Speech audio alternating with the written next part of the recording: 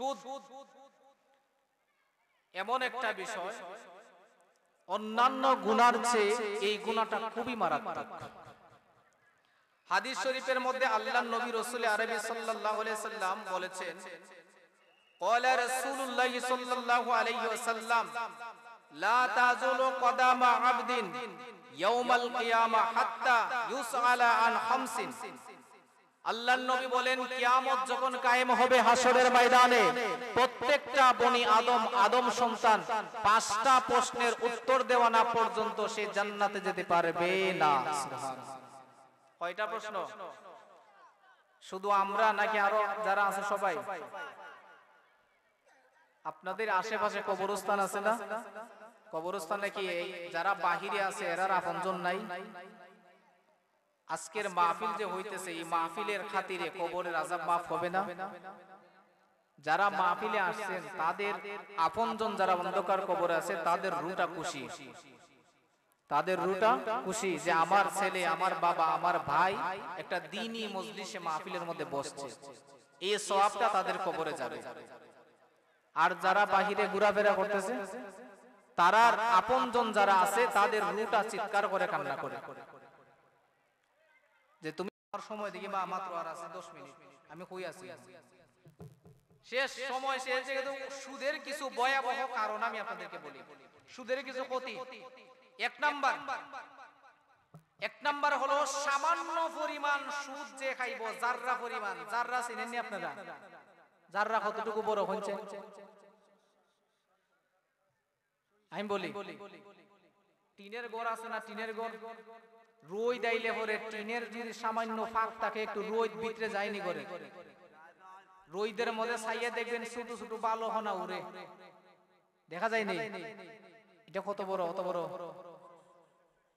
এই যে এইটাকে বলা হয় এক জাররা। এটাকে কি বলে? আল্লাহর নবী বলেন, এতটুকু সুদ যে খাইবো, এতটুকু সুদ যে খাইবো, জেনে শুনে খাইবো, তার 36 বার জিনা করার সমান গুনাহ তার আমলনামায় লেখা হইব। নাউজুবিল্লাহ। একটা অবৈধ মেয়ের সাথে 36 বার জিনা করলে, 36 দিন তার সাথে থাকলে যে গুনাহ হইতো, এই এতটুকু সুদ যে জেনে বুঝে খাইবো তার গুনাহ হইব। নাউজুবিল্লাহ। তারপরে 2 নাম্বার, সুদ খাওয়া মানে আল্লাহ রাসূলের সাথে যুদ্ধের ঘোষণা দেওয়া, আল্লাহ তাআলার সাথে যুদ্ধ করা। 3 নাম্বার, সুদখোর কিয়ামতের দিন এমন ভাবে উঠবে মনে হবে যেন তার গলার মধ্যে এইভাবে কেউ টিপাইতে ধরে রাখছে, মানে তারে মারতাছে, এই রকম ভাবে সে হাসরের ময়দানে উঠবে। এখন 3 নাম্বার, ওই সুদখোর 3 নাম্বার হলো সুদখোর হালালকৃত বরাদ্দ তার রিজিক থেকে সে বরবাদ হবে। বুঝাইয়া বলি, আল্লাহ তাআলা মানুষ জন্মের সময় যখন দুনিয়াতে পাঠাইবেন তাকে কিছু হালাল রিজিক বরাদ্দ করে দিয়েছেন যে তুমি এটা খাইবা, এইভাবে খাইবা। আল্লাহ যে রিজিক আমাদের রিজিকের মধ্যে রাখছেন, সুদ খাওয়ার কারণে ওই সমস্ত রিজিক আল্লাহ খাইটা দেন। নাউজুবিল্লাহ বলেন। নাউজুবিল্লাহ বলতেন না? রাগ করিলে শুননি বুড়ি নাও নাউজুবিল্লাহ আসেনি না, ঘুমাই দিছে গে দেখুন না, ঠান্ডা বেশি তো নাউজুবিল্লাহ ঘুমাইয়া থাকতে পারে।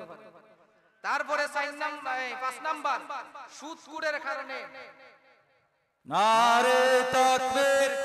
হুজুর যেখানে আসছেন সেখানে আমার আলোচনা চলে না, তারপরে আমি শেষ করে দিই যেহেতু ধরছি। হুজুর যদি বেয়াদবি না নেন আমরা 10 মিনিটের মধ্যে শেষ করে দিচ্ছি। বলছিলাম যে সুদের ভয়াবহ পরিণতি। 5 নাম্বার পরিণতি হইল সুদখোর আল্লাহর হালালকৃত রিজিক থেকে বঞ্চিত হয়। তারপরে 7 নাম্বার হলো সুদখোরের কারণে এই জমিনের মধ্যে, এলাকার মধ্যে, যে এলাকায় সুদ খাইবো ওই এলাকার মধ্যে আমার আল্লাহ দুর্ভিক্ষ নাজিল করেন। নাউজুবিল্লাহ বলেন। দুর্ভিক্ষ মানে কি তা বুঝেননি? আপনার রিজিক কমবো, ফসলের মধ্যে বরকত হইতো না, আপনার দানের মধ্যে বরকত হইতো না, বিভিন্ন জিনিস আপনার রিজিক কমতে থাকবে। এগুলা কার জন্য হয়? সুদখোরের কারণে। তারপরে যারা সুদ খায় তাদের পেটের মধ্যে জাহান্নামী সাপ থাকবে। আল্লাহর নবী যখন মেরাজ শরীফের মধ্যে গেছিলেন, জিব্রাইল সহ যখন জাহান্নাম পরিদর্শন করলেন, জাহান্নামের মধ্যে চেয়ে দেখেন জাহান্নামের মধ্যে কিছু ব্যক্তি পেটগুলো অনেক বড় বড় হয়ে গেছে। আল্লাহর নবী চেয়ে দেখেন ওই পেটের ভিতরে বড় বড় সাপ দেখা যায়।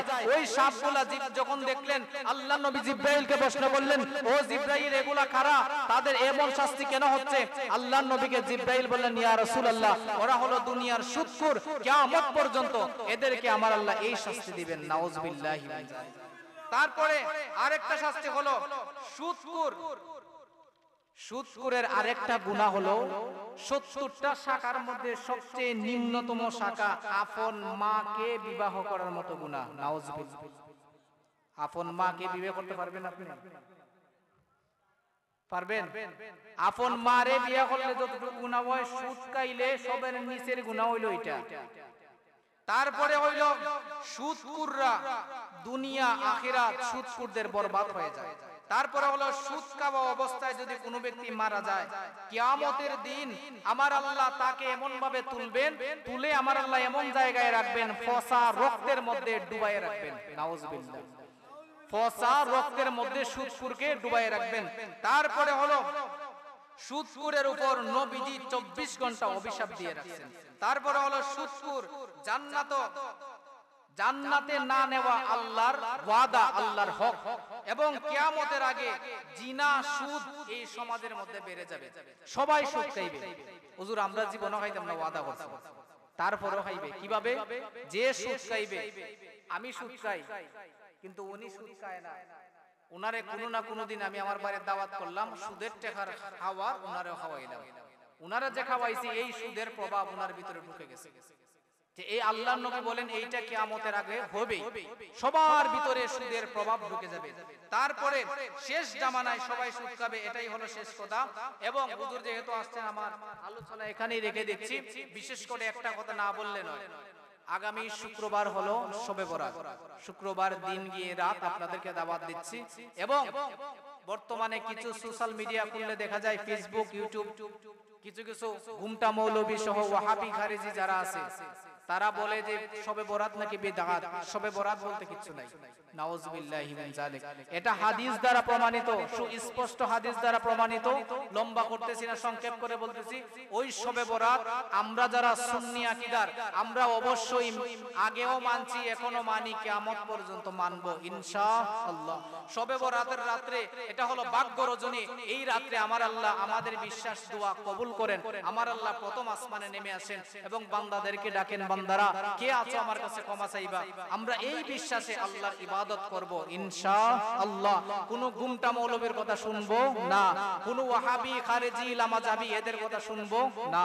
আরেকটা কথা হলো, আগামী শুক্রবার কিন্তু 14ই ফেব্রুয়ারি, এটা মনে রাখবেন। একটা দিবস আসেনি, হ্যাপি ভ্যালেন্টাইন্স ডে ইংলিশে, আর বাংলায় বলে শুভ ভালোবাসা দিবস। এটা কোনো মুসলমানদের দিবস হতে পারে না, এটা কোনো মুসলমানের দিবস নয়। আমরা ভালোবাসি, আমরা কোনো হারাম ভালোবাসার মধ্যে নাই। আজ এই দিনটা হলো শুক্রবার, আগামী শুক্রবার 14ই ফেব্রুয়ারি। এই শুক্রবার আমাদের ভালোবাসা হবে আল্লাহর সাথে। সুবহানাল্লাহ। আমরা একদিন ভালোবাসি না, আমরা প্রতিদিন আমার আল্লাহকে ভালোবাসি, আমরা প্রতিদিন নবীকে ভালোবাসি। আমাদের জন্য কোনো দিবস লাগে না, প্রতিটা দিনই আমাদের জন্য হ্যাপি ভ্যালেন্টাইন্স ডে।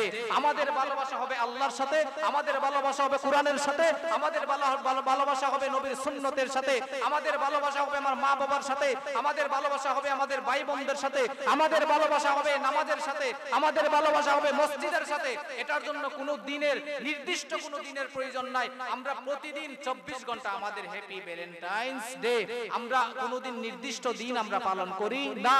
এবং প্রত্যেকটা গার্জিয়ানদের প্রতি আমি অনুরোধ করব, আপনারা ওই দিন নিজের সন্তানদেরকে বাড়ির বাহির হইতে দিবেন না। যদিও স্কুল কলেজের কথা বলে, ওই দিন স্কুল কলেজ মূলত খোলা থাকে না।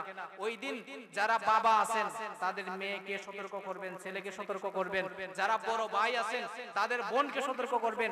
যারা মা, যারা বড় সন্তান তাদের মা যদি ইয়াং হয় মাদেরকে সতর্ক করবেন, কারণ একটা জাহান্নামী নারীর জন্য 4টা পুরুষ জাহান্নামে যাবে। কয়টা পুরুষ? একটা বেপরদা নারীর জন্য কয়টা পুরুষ জাহান্নামী? 4টা। এক নাম্বার হলো তার বাবা, 2 নাম্বার হলো তার বড় সন্তান, 3 নাম্বার হলো তার বড় ছেলে, বড় 2 নাম্বার হলো তার বড় সন্তান, 3 নাম্বার হলো তার বড় ভাই, 4 নাম্বার হলো তার স্বামী। এই 4টা পুরুষ একটা জাহান্নামী নারীর জন্য জাহান্নামে যাবে। তাহলে আমরা যারা গার্জিয়ান আছি আমাদের ছেলে মেয়েদের প্রতি একটু লক্ষ্য রাখতে হবে, কারণ হাসরের ময়দানে আমাদেরকে উঠতে হবে, হিসাব দিতে হবে। আল্লাহ পাক যেন আমাদেরকে কবুল করেন, বলুন আমিন। ওয়া আখিরা দাওয়ানা আলহামদুলিল্লাহি রাব্বিল আলামিন। হুজুর আমাদের অত্যন্ত প্রিয়। আমি এই এলাকায় আসছি 1 বছর হয়েছে। 1 বছর হয়েছে। 9 তারিখ, গত ফেব্রুয়ারির 9 তারিখে আসছিলাম, আজকে হলো 10 তারিখ। 1 বছর 1 দিন। তাইলে এই 1 বছরের মধ্যে হুজুরে বিশ্বাস করবেন কিনা জানি না, আমি 1 বছর হইছে আইছি, 1 বছরের মধ্যে হুজুরের একটা মানুষে হুজুরের খারাপ বলে নাই। সুবহানাল্লাহ, আলহামদুলিল্লাহ বলেন। একটা মানুষ, ছোট থেকে বড়, নারী থেকে পুরুষ, যারাই জুনায়েদ হুজুরের কথা বলে, আমি যেখানে যাই, হুজুর আমরা একজন সোনারঘাটের হুজুর আছে জুনায়েদ হুজুর, যে বাবা কেউ হইল না যে হুজুরের একটা দোষ আছে। আমি এমন মানুষ ছিলাম যে একটা মানুষের নি কয় যে হুজুরের দোষ আছে, কিন্তু 1 বছর হইছে আইছে, একটা মানুষের জবান দিয়ে বাড়িল না যে হুজুরের সামান্য একটু দোষ আছে। শুধু বলছে এতটুকু যে কিছু খারাপ মানুষের কারণে হুজুর থাকতে পারেন নাই, চলে গেছেন, হুজুর আরো থাকলেন না, কিন্তু এই সমস্ত কাজ করবেন না। আর হুজুর যেহেতু ভালো মানুষ, হুজুর আসছেন, আপনাদের সবার প্রিয়, আমারও প্রিয়। আমি ওনাকে আগে চিনতাম না, এখানে আসার পরে হুজুরে চিনি, অথচ আমরা সোনারঘাটের মানুষ। হুজুরে আমার জন্য দোয়া করবেন, আমরাও হুজুরের জন্য দোয়া করেন, আল্লাহ তাআলা যেন কবুল করেন, আমিন। ওয়া আখিরা দাওয়ানা আলহামদুলিল্লাহি রাব্বিল আলামিন। আসসালামু আলাইকুম ওয়া রাহমাতুল্লাহি ওয়া বারাকাতুহু।